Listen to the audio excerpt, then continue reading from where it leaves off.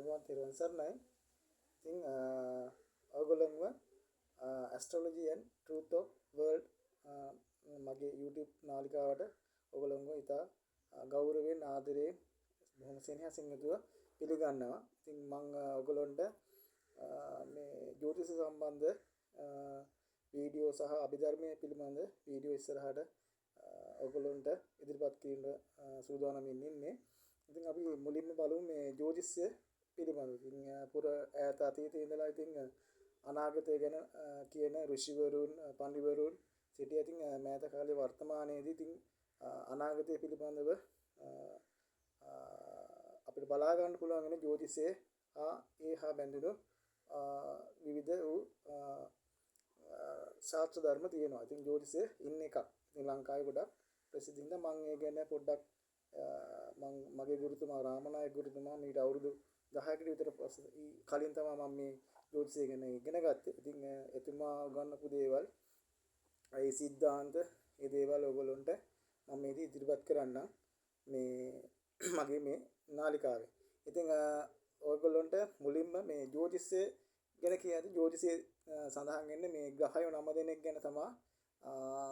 ග්‍රහයෝ 9 දෙනාට අදාළ මේ පලාපලයන් තමයි විස්තර කරන්නේ. ඉතින් තමන්ගේ උප්පත්ති කේන්දරේ බලලා ඉතින් එක එක ලග්න වලට සුබ ග්‍රහයන් ඉන්නවා. ඒ සුබ ග්‍රහයන් අස්ත වෙලාද ඒ සුබ ග්‍රහයන් හොඳ තැන් වල ඉන්නවද කියලා තමයි පරීක්ෂා කරන්නේ.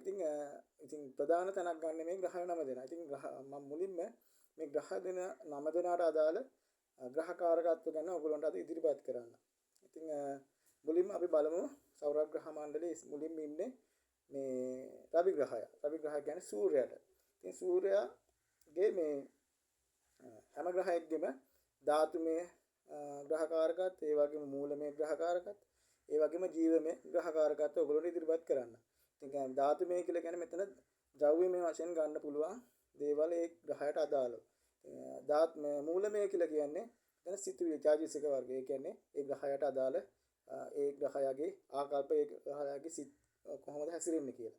ඉතින් ඒ වගේම ජීවමය වශයෙන් ඒ කියන්නේ ඒ ග්‍රහයට අදාළ පුද්ගලයෝ වශයෙන් ගන්න පුළුවන් දේවල්. ඉතින් මුලින්ම බලමු මේ රවි ග්‍රහයට අදාළ ධාතුමය ග්‍රහකාරකත්ව මොනවද කියලා. ඉතින් ධාතුමය ග්‍රහකාරකත්ව වශයෙන් රජයට අයිති දේපල, පියාගේ දේපල, රත්තරන්, විදුලි ඉලෙක්ට්‍රොනික දේවල් ගොඩක් විදුලිය ඒ වගේ දේවල් ගන්න පුළුවන්. ඒ වගේම රන්වන් පැහැයට අයිති සියලුම දේ රත්තරන් ඒ වගේ දේවල් රවි ග්‍රහයාගේ ධාතුමය වශයෙන් ගන්න පුළුවන් ග්‍රහකාරකත්ව. ඊළඟට බලමු මේ රවි ග්‍රහයාගේ මේ මූලමය වශයෙන් ගන්න පුළුවන් මොනවද කියලා. මූලමය වශයෙන් ගන්න පුළුවන් අපිට දැඩි මතධාරී බව. එතකොට පරිපාලන ආකල්ප. එතකොට විධි විධාන නියෝග චක්‍රලේඛ එහෙම රජයෙන් නිකුත් කරන්නේ ඒ වගේ දේවල් ගන්න පුළුවන් මූලමය වශයෙන් තියෙන ග්‍රහකාරකත්ව වශයෙන්. ඉතින් ඊළඟට බලමු මේ රවි ග්‍රහයාගේ ජීවමය ග්‍රහකාරකත්ව මොනවද කියලා පුද්ගලයා වශයෙන්. පුද්ගලයා වශයෙන් gedara නම් gedara පියා රවි ග්‍රහකාරකත්වයක්. ඒ වගේම පන්ති දැන් ඉස්කෝලවල කියන්නේ අපේ දේශපාලන නායකයෝ. ඉතින් ඒ වගේම රටේ නායකයා පාලකයා. ඒ වගේම අපි වැඩ කරන තැන ආයතන ප්‍රධානියා. ඒ වගේම රාජ්‍යයේ නිලධාරීන්. ඒ කියන්නේ ග්‍රාම සේවක මහත්තයාගේ ඉඳලා ඉහළට ඉන්න නිලධාරීන් ගන්න පුළුවන් මේ රවි ග්‍රහයාගේ ජීව ග්‍රහකාරකත්ව වශයෙන් පුද්ගලයා වශයෙන්. ඉතින් මේ රවි ග්‍රහයා පාලියෙන් හඳුන්වනවා නම් පාලියේ පංචනිම යටතේ උද්දච්ච කියන ඒ කියන්නේ දැඩි මතධාරී බව හින්දා ගොඩක් මානෙ වැඩි හින්දා උද්දච්ච යන නමින් හඳුන්වනවා. ඉතින් අපි ඊළඟට බලමු මේ සඳු ග්‍රහය පිළිබඳව. සඳු ග්‍රහය බොහොම මේ සෞම්‍ය ග්‍රහයක්, බොහොම සුබ ග්‍රහයක්. ඉතින් සුබ දිනයන් වශයෙන් උත් ගන්න මේ සඳුදා දිනය.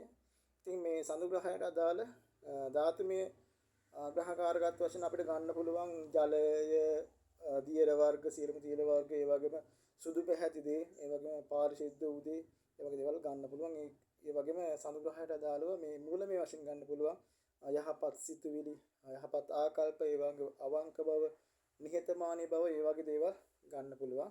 ඉතින් ජීවමය වශයෙන් පුද්ගල වශයෙන් සඳු ග්‍රහයට අදාළව උපනායක, උපපාලක, උපප්‍රධාන, මව, ලාබාල ස්ත්‍රී, මනෝවිද්‍යාඥයින්, ඒ වගේම ජ්‍යොතිෂවේදීන්, ඒ වගේම අංගපත පිරුණු පිම්බුණු මිටි අය ඒ වගේ අය ගන්න පුළුවන් පුද්ගලයෝ වශයෙන්. ඉතින් පාලියේදී මේ පාලි භාෂාවේ මේ ඡන්දයාව හඳුන්වන්න යොදාගෙන තියෙනවා තර්ක කියලා. අද ඊළඟට අපි බලමු මේ කුජ ග්‍රහය. කුජ ග්‍රහය බොහොම ටිකක් උෂ්ණ ග්‍රහයෙක්. ඉතින් මෙයා හොඳට හිටියොත් හොඳයි නරකට හිටියොත් ඒ වගේම තමයි. ඉතින් ජෝතිෂ සඳහන් වෙන නරක ග්‍රහයක් විදිහට තමයි ගණන් ගන්න. කුජ කියන්නේ මේ අංගහරු. නමුත් ලග්න වලට වෙනස් වෙනවා. කුජ ග්‍රහය සුබ ලග්නත් තියෙනවා. ඉතින් අපි ඊළඟ මුලින් බලමු මේ කුජ ග්‍රහයගේ ධාතුමය ස්වභාවය මොනවද තියෙන්නේ ග්‍රහකාරකත්ව කියලා.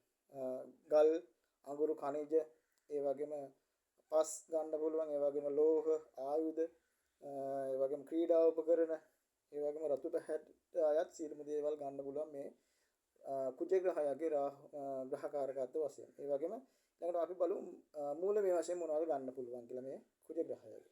කුජ ග්‍රහයගේ මූලමය වශයෙන් තර්ජන, ගර්ජන, බය, විරුද්ධත්ව, මුරාණ්ඩු ගති, ඒ වගේ දේවල් ගන්න පුළුවන්. ඉතින් කුජ ග්‍රහයට මේ පුද්ගල වශයෙන් ඒ කියන්නේ ජීවමය වශයෙන් ගන්න පුළුවන් සහෝදර සහෝදරියන්, ඒ වගේම අංශ ප්‍රදානෙන් ඒ කියන්නේ ආරක්ෂක අංශවල ඔය පොලිසියේ හමුදාවේ කට්ටිය, ඉතින් ඒ වගේම ක්‍රීඩා කරන කට්ටිය, ක්‍රීඩා ක්ෂේත්‍රවල නියුල කර ක්‍රීඩකයෝ ගන්න පුළුවන්. ඔය කට්ටිය ගන්න පුළුවන් මේ කුජ ග්‍රහයගේ ග්‍රහකාරකත්ව ජීවමය වශයෙන් තියෙන ග්‍රහකාරකත්ව වශයෙන් පුද්ගලයා වශයෙන්. ඉතින් අපි පාලියේදී මේ කුජ ග්‍රහය හඳුන්වන්නේ ව්‍යාපාද යන නමින්. ව්‍යාපාද කියන්නේ පංච නීවරණේ එකක්.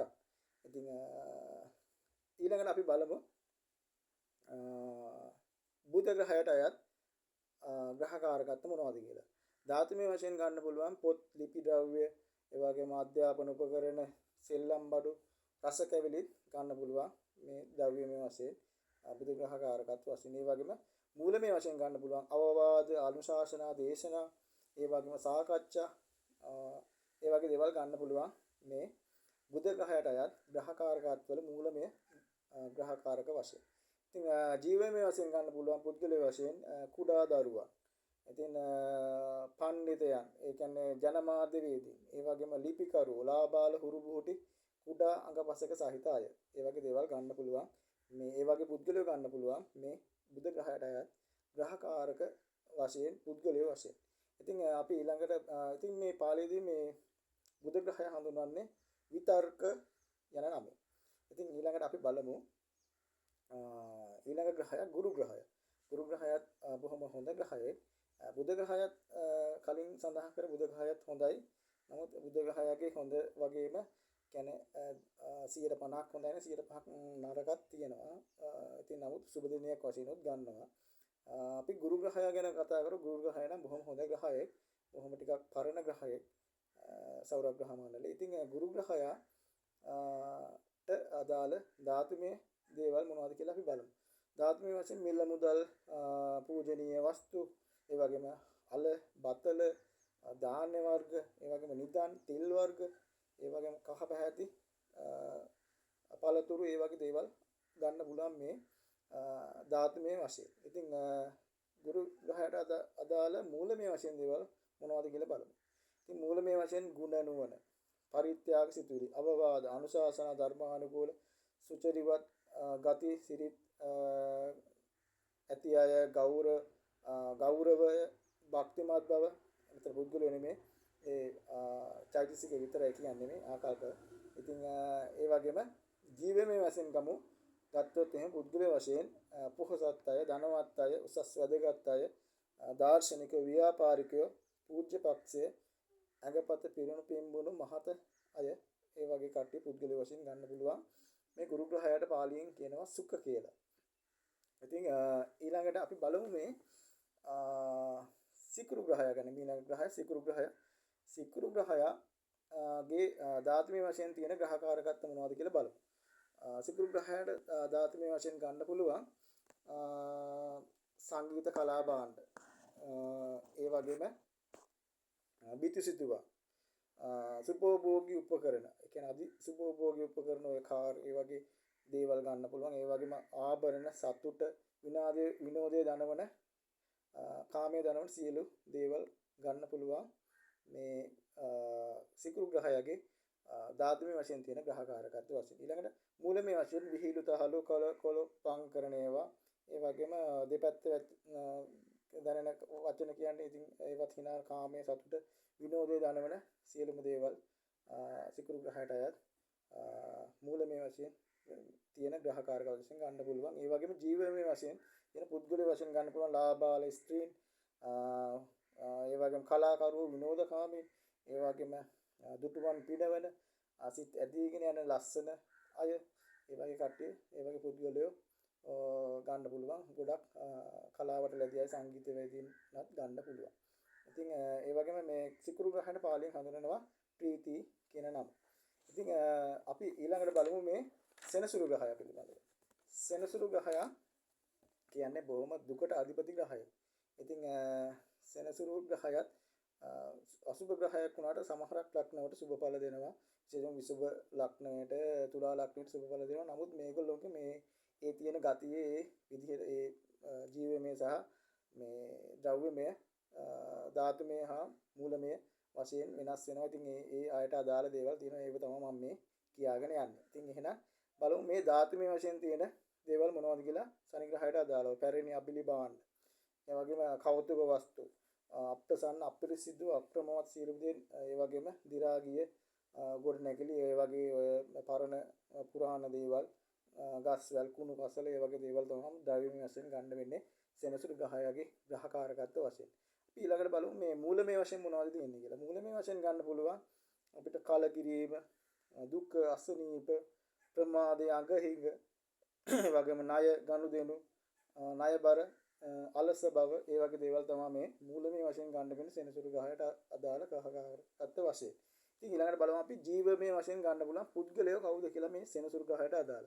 සෙනසුරු ග්‍රහයට අදාළව පුද්ගලයෝ ඉන්නවා කම්කරුවෝ, දේශපාලඥයෝ, ඒ වගේම කුෂිකර්මාන්තයට නිලලා ඉන්න මේ ගොවි මහතුන් ගන්න පුළුවන්. ඒ වගේම මහලුන්, ලෙඩුන්, ඒ වගේම මලමිනි, ඒ වගේම දුර්වල, දුබල, අප්‍රසන්න පෙනුම ඇති අය ගන්න පුළුවන්. ඒ වගේම